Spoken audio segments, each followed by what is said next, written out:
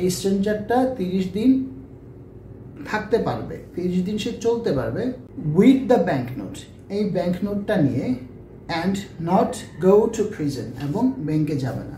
So কি হলো, brother B বলতেছে যে ওই স্ট্রেঞ্জারটা এই নোটটাকে নিয়ে সে আসলে 30 দিন অবশ্যই লন্ডনে বসবাস করতে পারবে, এবং যেখানে যেটা হবে কি যে তাকে জেলে যেতে হবে না।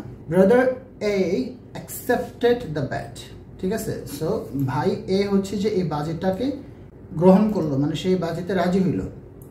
He went to the bank, এবং সে ব্যাংকে গেল, and bot the $1 million bank note, এবং তারা এই $1 million ব্যাংক নোটটাকে কিনে নিয়ে আসলো।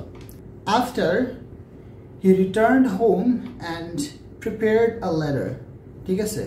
পরে সে ঘরে ফিরে আসলো এবং একটা চিঠি সে প্রস্তুত করলো বা একটা চিঠি লিখলো। দেন দ্য টু ব্রাদার্স, পরে এই দুই ভাই স্যাট বসেছিল বাই দ্য উইন্ডো, জানালার পাশে, বাই দ্য উইন্ডো মানে হচ্ছে জানালার পাশে, and waited for the right man for the bat, এবং অপেক্ষা করতে থাকলো সঠিক ব্যক্তিটির জন্য, ফর দ্য ব্যাট এই বাজিতে।